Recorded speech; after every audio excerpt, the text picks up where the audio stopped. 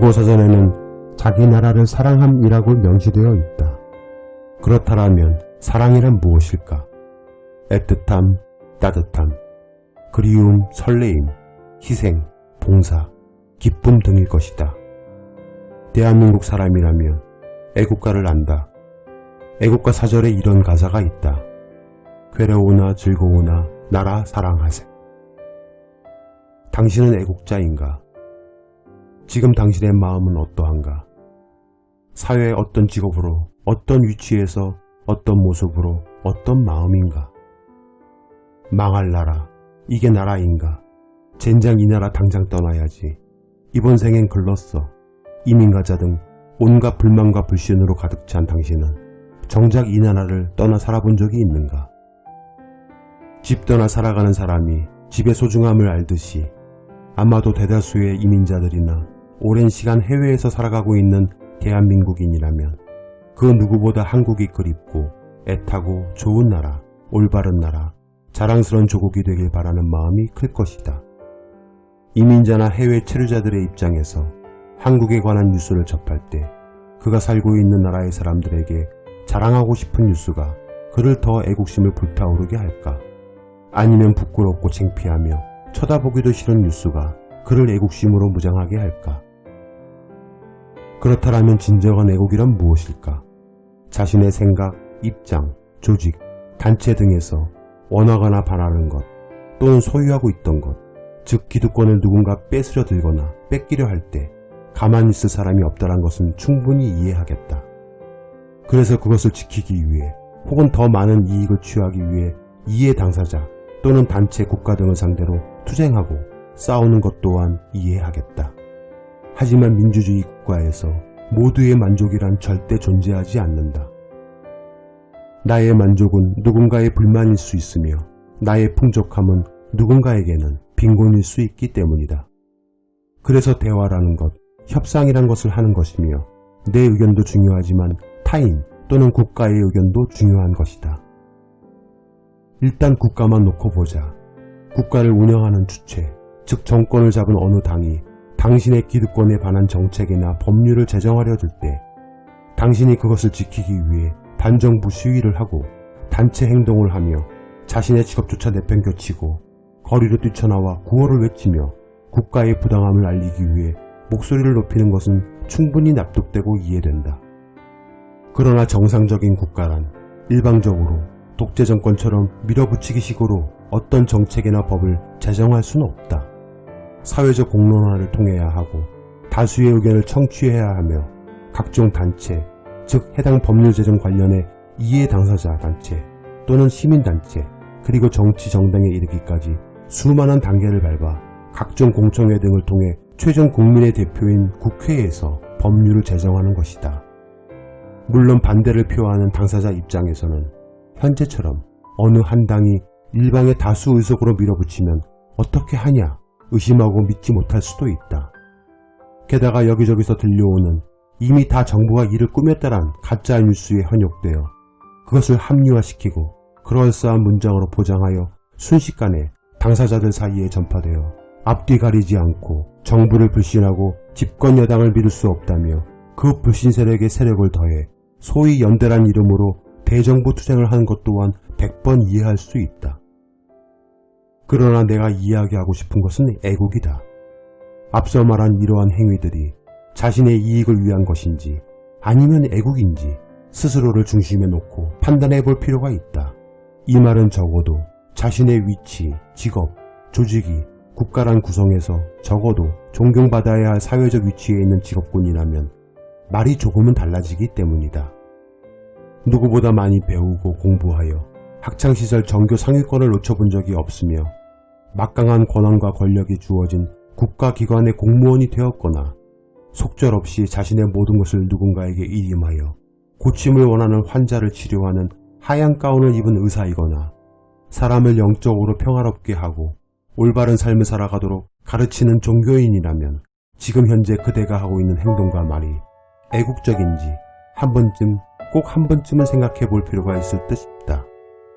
이유는 그대가 단순히 먹고 사는 거, 하루하루 걱정하며 세계가 코로나라는 악당을 만나 누구도 자유로울 수 없는 불안한 시국에 한 달은 고사하고 오늘 하루 먹고 살 걱정에 오늘 하루 누워 잘 곳 없음을 한탄하며 긴급생계지원금이나 2차 재난지원금을 목 빠지게 기다리는 사람은 적어도 아니기 때문이다.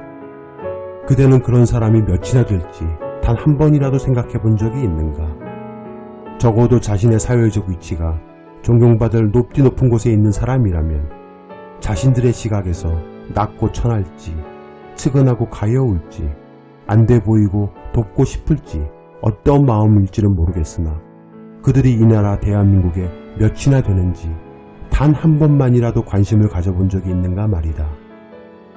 최근 통계청에 의하면 상대적 빈곤율이 전체 인구의 17% 정도 된다고 한다.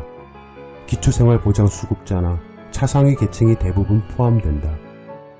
노동을 할 수 없거나 최저임금 수준의 불안정한 노동을 하는 분들이 대부분이다. 소득 자체가 안정된 생활을 유지할 수 없는 수준이라고 볼 수 있다. 국민 10명 중 2명 정도가 그렇다란 것이다. 좀 더 실감나게 말하자면 대한민국 인구 5천만 명 중 850여만 명이 그렇다란 것이다. 거의 1000만에 가까운 사람들이다.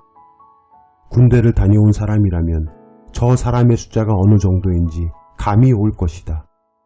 분대 단위, 소대, 중대, 대대, 연대, 사단의 규모를 생각해 보시라. 그런데 정말 아이러니한 것은 당신이 위치하고 있는 존경받는 자리에 계신 소위 기득권층이라 불리우는 사람들의 남성 군 면제율이 일반인에 비해 턱없이 높다란 것이다.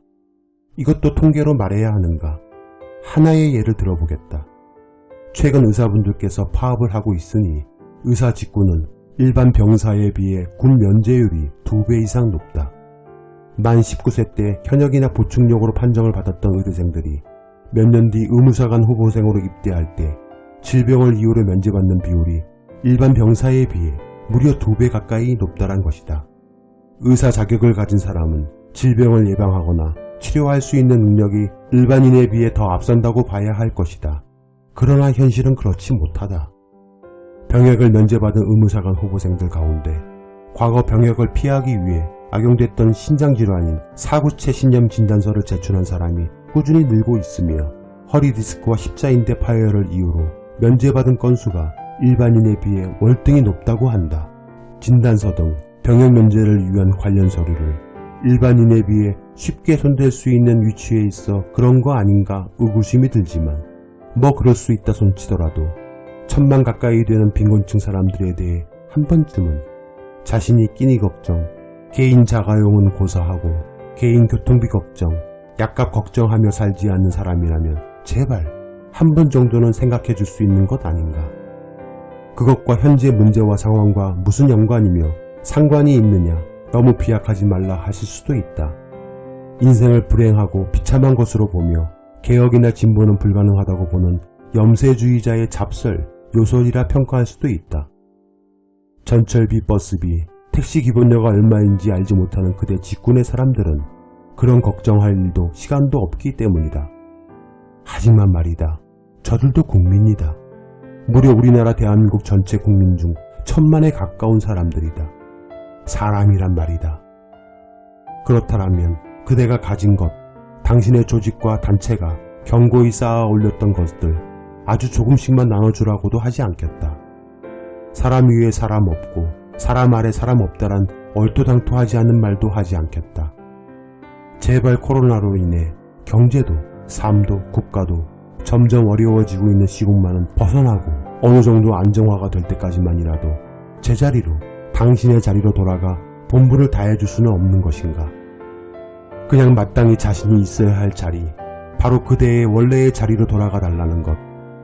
그리고 코로나 전국 이후 대화로 협상으로 다시 원점에서 재검토해보자는 것.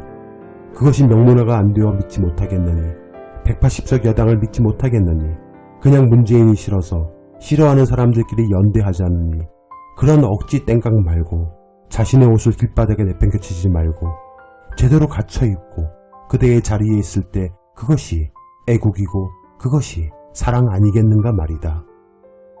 무엇이 국가를 위한 것이고 무엇이 애국인가? 반대하는 사람들이나 집단을 가두고 때리고 고문하고 심지어 죽이기까지 해야 그것이 애국인가? 반대를 위한 반대를 하고 틈만 나면 정부를 헐뜯고 나라 망하라 기도하고 공산주의, 빨갱이, 대깨문 운운하며 유치하기 짝이 없는 단어들로 도배하는 것이 진정한 애국인가 말이다.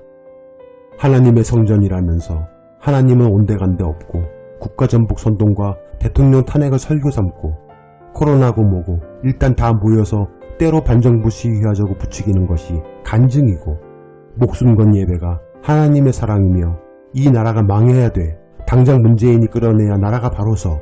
공산주의자들 다 몰아내고 죽여버려야 해. 할렐루야 아멘 외치는 것이 애국인가 말이다.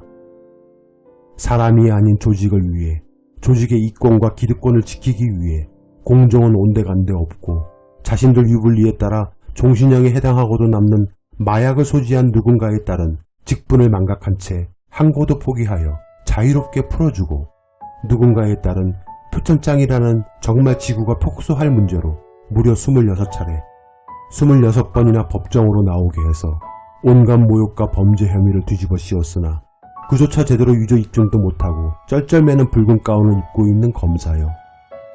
그리고 이런 말도 안 되는 사안을 굳이 기소했다고 받아줘 이렇게 시간을 질질 끌고 가는 판사요.